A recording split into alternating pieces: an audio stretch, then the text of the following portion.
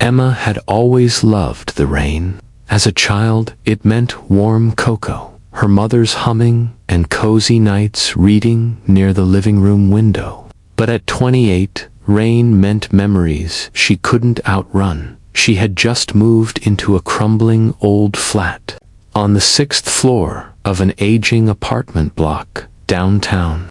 Rent was cheap, view was decent, and the windows were massive, the kind that felt like they could swallow you whole. It started subtly. The first night she moved in, she placed a chair by the window, just like her childhood home.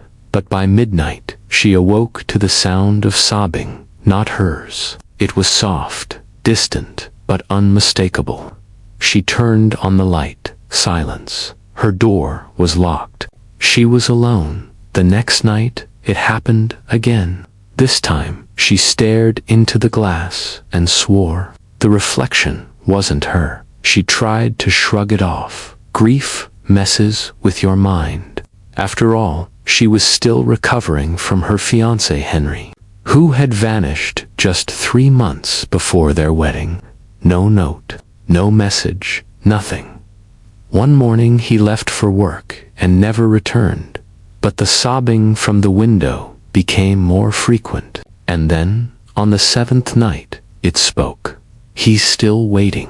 Emma froze. The voice wasn't loud. It was a whisper, coming from the glass. She stepped closer, terrified, yet drawn in. Her breath fogged up the window slightly, and in that fog, message appeared. "Look where the rain stops." She checked the pane. It was raining everywhere, except for a perfect circle on the glass, completely dry. Behind it, a building across the street, long abandoned, a crumbling hotel. Her heart raced. That hotel was the last place Henry had ever booked before he disappeared. She rushed downstairs, grabbed her coat, and ran through the wet streets like a woman possessed.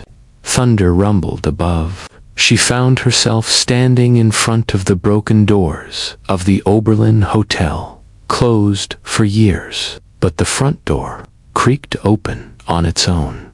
Inside was colder than winter.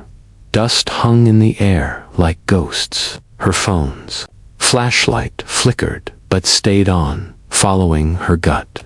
She climbed the stairs to room 403, the room Henry had booked. The door was half open. Inside was untouched, perfectly made bed, a suitcase in the corner, and his coat on the chair. A note on the nightstand read, "If you're reading this, then it found me before I could leave. It's in the mirror. Don't let it follow you home." Her hands trembled. A sound came from the bathroom, the sound of a toothbrush falling into the sink. She turned slowly and saw it. It wasn't Henry. It was something that wore his face like a suit. Its eyes were black voids, its smile too wide, and when it spoke, its voice came from the back of its throat and from the mirror at the same time. "You followed the window just like he did," she screamed. But nothing came out. It lunged and she slammed the bathroom door, locking it in.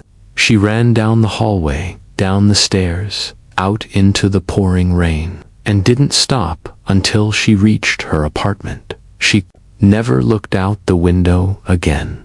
She covered it with thick blankets, nailed the curtains shut, and every night she heard knocking from the glass. Until one morning, there was silence. Peace. She dared to look. The window was dry, but one word had formed in the mist. "Thanks for setting me free." She turned. Around he was standing in her kitchen, wearing Henry's face.